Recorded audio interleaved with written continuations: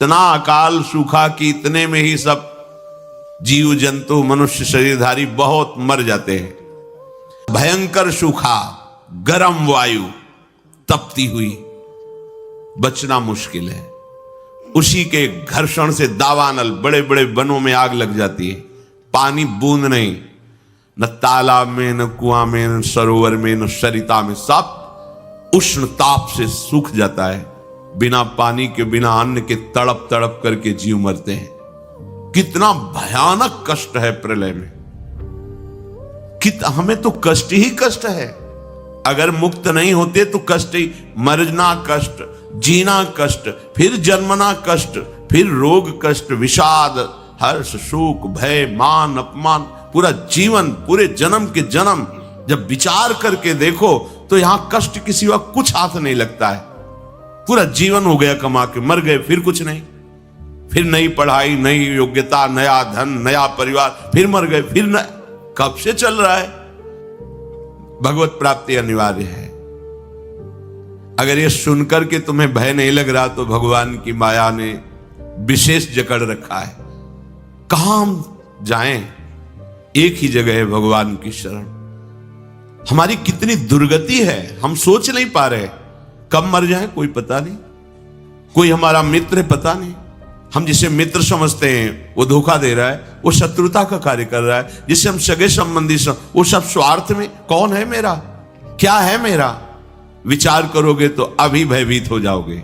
और भयभीत होना मंगल है, क्योंकि जो शभीत आवा सरनाई, रखियो ताहि प्राण की नाई। यदि भयभीत होकर भगवान की शरण में चले जाओ तो भगवान जैसे अपने प्राण बहुत दुलारे होते हैं, ऐसे शरणागत का दुलार श्री भगवान करते हैं। एकमात्र हमारे बचने का उपाय भगवान के वचन से समझ लीजिए। वो कह रहे मामेव ए प्रपद्यन्ते माया में ताम तरन्ति। केवल मेरी शरण हो जाओगे तो मैं बचा लूंगा, नहीं तो इस भव समुद्र से बचना बहुत कठिन है। बड़ा दुखदाई है, अभी समझ में नहीं आ रहा, बड़ा दुखदाई है। कार में बैठे बैठे मुस्कुराते हुए पूरा परिवार जा रहा है, अंदर से पता नहीं क्या हुआ, कार में आग लग गई, सब भुन गए, पूरा परिवार।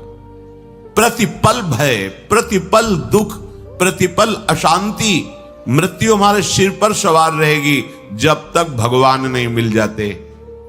यही अवसर है, मनुष्य जन्म में आप भगवान को प्राप्त कर सकते हो। इस छोटी सी आयु में, छोटे समय में, बिना प्रयत्न के भगवान की प्राप्ति आपको हो जाएगी यदि शरणागत हो जाओ, हृदय से शरणागत हो जाओ। अभी कलियुग का परिसमाप्ति हो चुका है। सारा विश्व में मानव सभ्यता के लिए बड़ा आपदा आ रहा है। कहीं जल प्रलय, कहीं भूकंप। तो यह भूकंप बढ़ता जाएगा, क्योंकि प्रभु पहले आप लोगों को सचेतन करते हैं। देश मानवों में भक्ति भाव समर्पण का जागृत हो जाए और मानव लोग ये भी समझ जाएं कि कलियुग अब नहीं रहने वाला है, अब सत्य युग आने वाला है। तो हमको क्या करना है, कैसे हम सत्य युग का मानव बनेंगे? तो सत्य युग का मानव बनने के लिए रोज त्रिकाल संध्या, श्रीमद् भागवत महापुराण पठन, 16 नाम 10 अवतार, दुर्गा माधव स्तुति, माधव नाम भजन, जो मनुष्य लोग इसको करेंगे वही लोग सत्य युग के मानव। और सत्य युग के मानव बनने के लिए हमको ये करना जरूरी है।